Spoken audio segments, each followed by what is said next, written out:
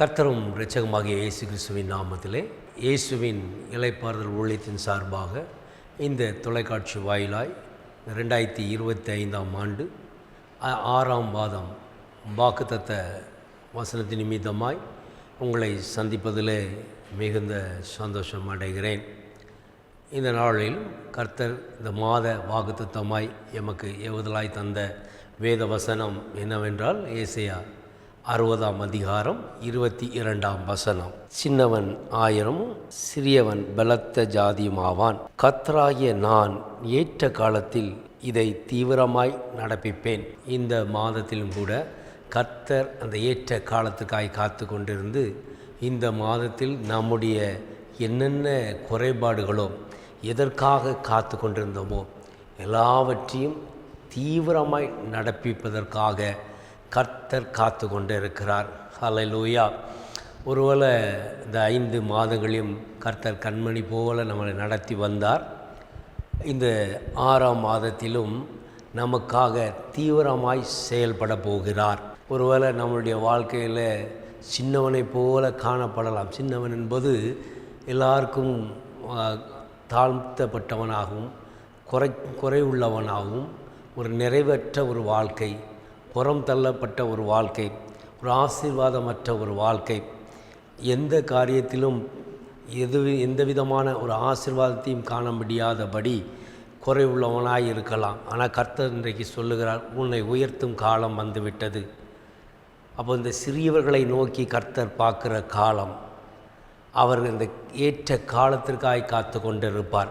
ஒருவேளை ஒவ்வொரு காலகட்டங்களிலும் நாம் ஜெபம் பண்ணி கொண்டே இருப்போம். அந்த ஜெபத்திற்கு பதில் வராமலே இருந்து கொண்டு இருக்கலாம். ஆனால் ஏன் இந்த தாமதம் என்கிற கேள்வி நம் மனதில் இருந்து கொண்டே இருக்கும். ஆனால் இந்த புதிய மாதத்தில் கர்த்தர் சொல்லுகிறார், 1000 பெருகும்படியாக ஒரு ஆசீர்வாதத்தை கர்த்தர் வைத்திருக்கிறார். எந்தெந்த காரியங்களை குறைப்பட்டு இருந்தீர்களோ அங்கே 1000 மடங்கு அதிகமாகும்படி உங்கள் பிதாக்களின் தேவனாகிய கர்த்தர் உங்களுக்கு சொன்னபடியே அதை செய்ய போகிறார். அதனால் நாம் குறைவுள்ளவர்களாக வாழ்ந்து மரித்து போவது தேவ சித்தமல்ல. அவர் உங்களை ஆசீர்வதித்து பெருக பண்ணுவதே அவருடைய சித்தமாய் இருக்கிறது. பலனற்று போய் இருக்கலாம், சிறியவனாய் இருக்கலாம், ஆனால் கர்த்தர் சொல்ல, பலன் உள்ளவனாய் மாற்றுவேன், உன்னை தகுதிப்படுத்தி நிலைநிறுத்துவேன். வேலை ஸ்தலத்தில் கூட ஒரு ஆசீர்வாதம் இல்லாமல் இருக்கலாம்.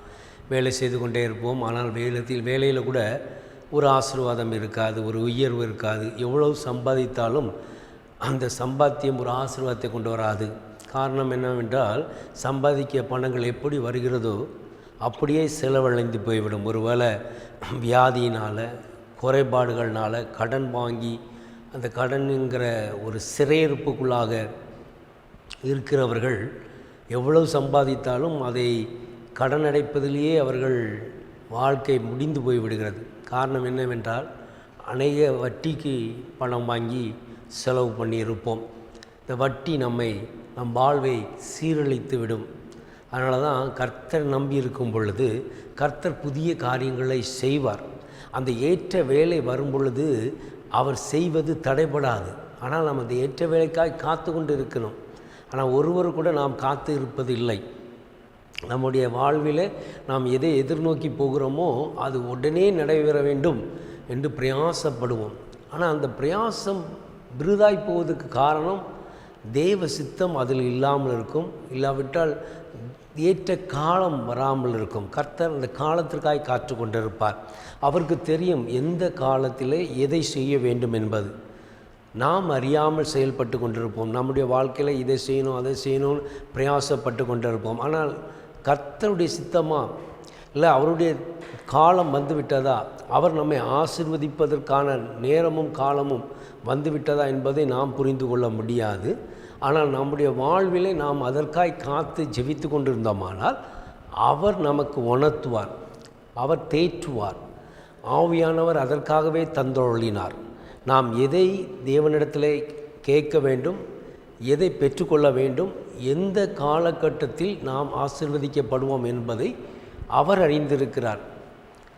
அப்போ அந்த காலம் வந்துட்டால் தேவ ஆசீர்வாதத்தை ஒருவனாலும் தடை செய்ய முடியாது. கர்த்தர் ஒருவனை ஆசீர்வதிக்க நினைத்து விட்டால் அந்த ஆசீர்வாதத்தை ஒருவனாலும் தடுக்க முடியாது. அதனால் இன்றைக்கி நாம் சிறியவர்களாக காணப்படலாம், ஆனால் 1000 மடங்கு ஆசீர்வதிக்கிற தேவன். ஒருவேளை இந்த மாதத்தில் கூட தேவன் தீவிரமாய் அதை செய்ய போகிறார். இவ்வளவு நாள் காத்திருந்தோம். பிள்ளைகளுடைய திருமண தடைகள், பிள்ளைகள் வேலை வாய்ப்புகள் இல்லாமல் வீட்டில் வாலிபர்கள் முடங்கி இருக்கிற ஒரு சூழ்நிலை, பெற்றோர்களால் எந்த காரியமும் செய்ய முடியாத ஒரு பலவீனங்கள், வியாதிகள், ஆசீர்வாதமற்ற ஒரு வாழ்க்கை, மனாந்தரமாய் காணப்படுகிற ஒரு வாழ்க்கையில் வாழ்ந்து கொண்டிருந்தோமானால் அந்த வாழ்க்கையை கர்த்தர் மாற்றி போட வல்லவராக இருக்கிறார். இன்றைக்கி வனாந்தரமாக இருக்கலாம், இந்த வனாந்தரமும் செழிப்பாக மாற்றுகிற காலம் வரும். நிச்சயமாய் அந்த காலம் வரும் பொழுது கர்த்தருடைய ஆசீர்வாதத்தை ஒருவனாலும் தடை செய்ய முடியாது. அதனால தான் அவர் இந்த காலகட்டங்களுக்காய் காத்து கொண்டிருக்கிறார். அவருடைய நேரம் வரும் பொழுது, அவர் வேலை வரும் பொழுது நிச்சயமாக நாம் ஆசீர்வதிக்கப்பட்டிருப்போம். அந்த காரியங்களை செய்வதில் அவர் தீவிரத்தை காட்டுகிறார். அதனால் மனிதர்கள் சொல்லிட்டு அப்படி கடந்து போய் விடுவார்கள். ஆனால் அவர்கள் சொன்ன எல்லா காரியம் நடைபெறுமா என்று பார்த்தோமானால் எல்லாம் நடைபெறாது. காரணம், அவர்கள் சொல்வதெல்லாம் நிறைவேற்றால் நாம் தேவனை நாடி இருக்க மாட்டோம். நாம் தேவனை நாடி இருப்பது எதற்காக என்றால் ஒரு மாற்றம் உண்டாவதற்காக. பாருங்கள், சூழ்நிலைகள்லாம் மாறுவதற்காக நாம் காத்து கொண்டே இருக்கிறோம். அந்த கானா ஊரில் நடைபெற்ற திருமணத்தை தான் அநேகர் நாம் திருமண காரியங்கள் நடைபெறும் பொழுதெல்லாம் நினைவு கூறுவோம். காரணம், அவர் முதலாவது அதிசயமான காரியத்தை இயேசு கிறிஸ்து செய்தார் என்று பார்த்தோமானால் அங்கே கானா ஊரில் நடைபெற்ற திருமணம்தான். அங்கே குறைப்பட்ட திராட்சை ரசத்தை நிறைவாக்கின தேவன். நல்ல புரிந்து கொள்ள வேண்டும். கற்சாடியில் இருந்த தண்ணீர், கால் கழுவதற்காக நிரப்பி வைத்த அந்த கற்சாடியிலே தண்ணீரை திராட்சரசமாய் மாற்றக்கூடுமானால் நினைத்து பாருங்கள். அவருடைய தாயார் வந்து இயேசு சொல்லுகிறதை செய்யுங்கள்னு சொல்லி கொண்டு கடந்து போய் விட்டார்கள். ஆனால் அந்த வேலைக்காய் காத்து கொண்டிருந்தார். தன் தாயே அவரிடத்தில் வந்து சொல்லும் பொழுது திராட்சரசம் குறைப்பட்டு இருக்கிறதே என்று இயேசுனிடத்தில் அவள் தாயார் வந்து சொல்லும் பொழுது கூட, உனக்கும் எனக்கும் என்ன, இன்னும் என் வேலை வரவில்லை அப்படின்னு அங்கே சொல்லுகிற ஒரு வார்த்தையை நாம் பார்க்க முடியும். அப்போது அவர்கள் சொல்லிவிட்டு கடந்து போனார்கள். போய் அங்கிருந்த வேலையாட்களை பார்த்து இயேசு என்ன சொல்லுகிறாரோ அதை செய்யுங்கள் என்று சொல்லி கொண்டு போகிறதை நாம் பார்க்குறோம். பாருங்கள், அந்த வேலை வந்த உடனே அந்த கற்சாடியிலே தண்ணீரை நிரப்பும்படியாய் அந்த வேலைக்காரனிடத்தில் இயேசு சொல்கிறதை பார்க்குறோம். அந்த நிரப்பின தண்ணீரை வார்த்து எடுக்கும் பொழுது அது திராட்சரசமாய் மாறினது. குறைப்பட்ட அந்த திராட்சரசம் இந்த தண்ணீர் எல்லாம் திராட்சரசமாய் மாறி நிறைவை கொண்டு வந்ததை அந்த கானா ஊர் நடந்த திருமணத்தில் நாம் காண முடியும். அப்போ அந்த குறைவாக இருக்கும், அடுத்தது என்ன நடக்கும் என்று புரிந்து கொள்ள முடியாது.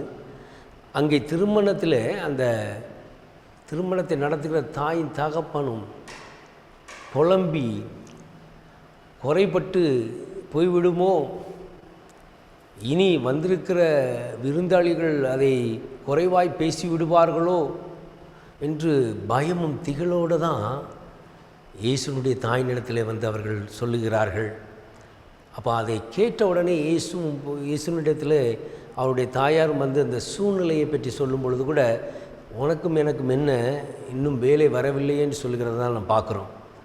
ஆனால் வேலை வந்த உடனே அந்த தண்ணீர் திராட்சரசமாய் மாறிவிட்டது.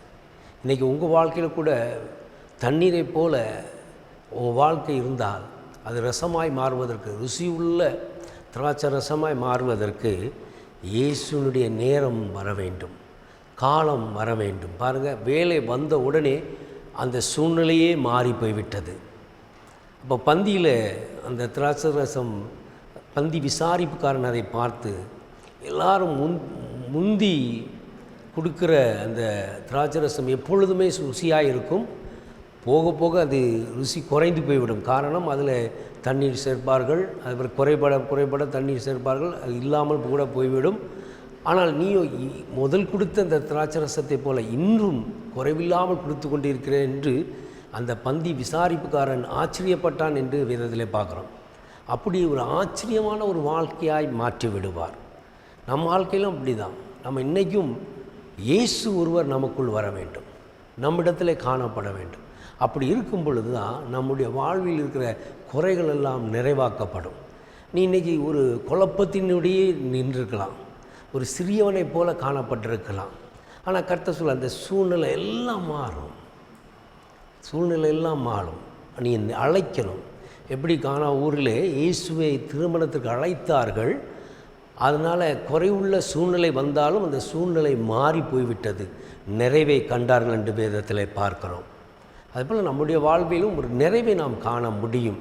எப்பொழுது என்றால் இயேசுவை நாம் அழைக்கும் பொழுது, ஏற்ற காலம் வரும் பொழுது அவர் அதை தீவிரமாய் செயல்படுவார். அதுவரையிலும் யார் வேணாலும் இயேசுவிடத்தில் மன்றாட முடியும், யார் வேணாலும் ஜெபிக்க முடியும். இயேசுவே, எங்களுடைய காரியங்கள் இப்படியாக இருக்கிறது, இதை மாற்றும் என்று. ஆனால் அந்த வேலை, நமக்குரிய வேலை வரும் பொழுது சூழ்நிலை எல்லாம் மாறி மற்றவர்கள் ஆச்சரியப்படத்தக்க அற்புதமாய் நடத்தி முடித்து விடுவார். அதற்கு நாம் நம்மை ஒப்பு கொடுக்க வேண்டும். ஒருவேளை இந்த மாதத்திலும் கூட உங்கள் வாழ்விலே குறைவுகள் அநேகமாய் காணப்படலாம். இந்த திருமண காரியத்தில் நடைபெற்ற குறைவினாலே நம் வாழ்விலே பெரிய ஒரு இன்னலாய் மாறிவிடுமோ, இல்லை குறைவாய் பேசிவிடுவார்களோ என்று அந்த பதட்டம் அந்த பெற்றோருக்கு இருந்திருக்கலாம். அதே போல் உன் வாழ்வில் கூட இனி நம் வாழ்க்கை எப்படி இருக்குமோ என்று பதட்டத்தோடு வாழ்ந்து கொண்டிருப்பீர்கள். ஆனால் நம்முடைய வாழ்விலும் நம்முடைய வாழ்க்கையில் இருக்கிற அந்த குறைகளை எல்லாவற்றையும் நிறைவாய் மாற்றி விடுவார். அப்போ ஒன்றே ஒன்று தான், நாம் அவரோடு இணைவது, அவரை அழைப்பது. அப்படி இருக்கும் பொழுது நீ எப்படிப்பட்ட ஒரு சூழ்நிலை இருந்தாலும் சரி, வேலை வரும் பொழுது நம் வாழ்வு மாறிவிடும். ருசியுள்ள ஒரு திராட்சை ரசத்தை போல நம் வாழ்க்கை காணப்படும். எனவே தான் கர்த்தர் சொல்கிறார், தீவிரமாய் செயல்படுகிறார். என்னென்ன காரியங்களுக்காய் நீங்கள் ஜெபித்து கொண்டிருந்தீர்களோ தீவிரமாய் நீங்கள் ஜெபித்து கொண்டிருந்திருப்பீர்கள். ஆனால் ஏற்ற காலம் வரும் பொழுது நீங்கள் தீவிரமாய் ஜெபித்த ஜெபத்திற்கு அவர் தீவிரமாய் அந்த ஜெபத்தை நிறைவேற்றி தருவாராக. ஆனால் எதை குறித்தும் கவலைப்பட வேண்டாம். உங்கள் ஜெபங்கள் கேட்கப்படுகிறது. இந்த மாதத்தில் எந்தெந்த காரியங்கள் தடைப்பட்டிருந்ததோ, ஜெபங்கள் கேட்கப்படாமல் அப்படியே தாமதித்து கொண்டிருந்ததோ, அதை எல்லாவற்றையும் கர்த்தராகிய இயேசு கிறிஸ்து தீவிரமாய் அதை நடப்பித்து நம்மை ஆசீர்வதிக்கப் போகிறார். இந்த மாத வாக்குத்தத்தத்தின்படி சின்னவன் 1000 சிறியவன் பலத்த ஜாதியும் ஆவான். கர்த்தராகிய நான் இதை ஏற்ற காலத்தில் தீவிரமாய் நடப்பிப்பேன் என்று வாக்களித்திருக்கிறார். அப்போ ஒரு 2 ஆசீர்வாதம், ஒன்று 1000மாக ஆசீர்வாதம், இன்னொன்று பலமாக கர்த்தர் நம்மோடு கூட இருந்து நம்மை பெருக பண்ணுவார், ஆசீர்வதிப்பார், தீவிரமாய் எல்லா காரியங்களையும் நிறைவேற்றி தருவாராக. எனவே என்னோடு இணைந்து ஜெபிங்கள். கர்த்தர் நிச்சயமாக இந்த மாதம் நம்முடைய குறைவுகள் எல்லாம் நிறைவாக்குவாராக. நன்றி தகப்பனே. இந்த வேளையிலும் கூட வாக்குத்தத்த வசனமாக 2025ஆம் ஆண்டு 6ஆம் மாதம் வாக்குத்தத்தமாய் சின்னவன் 1000 சிறியவன் பலத்த ஜாதியுமாவான். கர்த்தராகிய நான் இதை ஏற்ற காலத்தில் தீவிரமாய் நடப்பிப்பேன் என்று ஒரு வாக்குத்தத்தத்தை தந்திருக்கிறீர். எந்தெந்த காரியங்களுக்காக இந்த பிள்ளைகள் ஜெபித்து கொண்டிருந்தார்களோ அவைகளை கர்த்தர் தீவிரமாய் நடப்பித்து நிறைவேற்றி தரும்படியாய், ஆசீர்வதிக்கும்படியாய், யாரெல்லாம் இந்த வாக்குத்தத்தத்தை கேட்டுக்கொண்டிருக்கிறார்களோ அவருடைய வாழ்க்கையில் இருக்கிற குறைவுகள் எல்லாம் நிறைவாக்கப்பட்டு 1000 மடங்கு ஆசீர்வதிக்கப்படவும், ஆமாப்பா, அதோடு அவர்கள் பலத்த ஜாதிகளாய் அப்பா எழும்பத்தக்க இஸ்ரவேலை ஆசீர்வதிக்கிற தேவன், அப்பா உம்மை நம்பியிருக்கிற பிள்ளைகளையும் நீர் ஆசீர்வதிக்க வல்லவராயிருக்கிறீர். ஆசீர்வதிப்பேராக. இந்த மாதத்திலும் கூட யார் யாரெல்லாம் வியாதியோடும் பலவீனத்தோடும் பாடுகளோடும் நிந்தைகளோடும் கண்ணீரோடும் கஷ்டத்தோடும் வேதனையோடும் கடந்து வந்தார்களோ அவர்கள் ஒவ்வொருவர் மீதும் கர்த்தருடைய வல்லமை வெளிப்படும்படியாக, சுகமளிக்கும் வல்லமை வெளிப்படும்படியாக, ஆசீர்வதிக்கிற வல்லமை அவர்கள் மீது இறங்கும்படியாக நான் ஜெபிக்கிறேன். இந்த மாதத்திலே தீவிரமாய் சகலத்தையும் நடத்தி முடித்து ஆசீர்வதித்து பெருக பண்ணுவேராக. விடுதலை கொடுத்து அப்போ ஆரோக்கியத்தோடு வாழ கிருபை செய்வேராக. தொடர்ந்து உம்முடைய கரம் அவர்களோடு கூட இருப்பதாக. என்னோடு இணைந்து ஜெபிக்கிற ஒவ்வொரு பிள்ளைகளையும் ஆசீர்வதித்து அப்போ அவர்களை வழி நடத்துவேராக. இயேசு கிறிஸ்துவின் இனிய நாமத்தில் ஜெபிக்கிறோம் ஜீவனுள்ள நல்ல பிதாவே. ஆமென், ஆமென். கர்த்தர் நிச்சயமாக உங்களுடைய வாழ்விலே தடைப்பட்டிருந்த யாவையும் தீவிரமாய் நடப்பித்து ஆசீர்வதிப்பாராக. ஆமென். தொடர்ந்து உங்களுடைய விண்ணப்பங்களை தெரிவித்து ஜெபிப்பதற்காக தொலைபேசி எண்கள் கொடுக்கப்பட்டிருக்கிறது. அந்த தொலைபேசி எண்கள் மூலமாய் தொடர்பு கொள்ளலாம். உங்கள் சாட்சிகளை பகிர்ந்து கொள்ளலாம். அநேகர் சாட்சிகளை பகிர்ந்து வருகிறீர்கள். அதில் நிலைத்திருக்கும்படி கர்த்தர் கிருபை பாராட்டுவாராக. ஆமென். God bless you.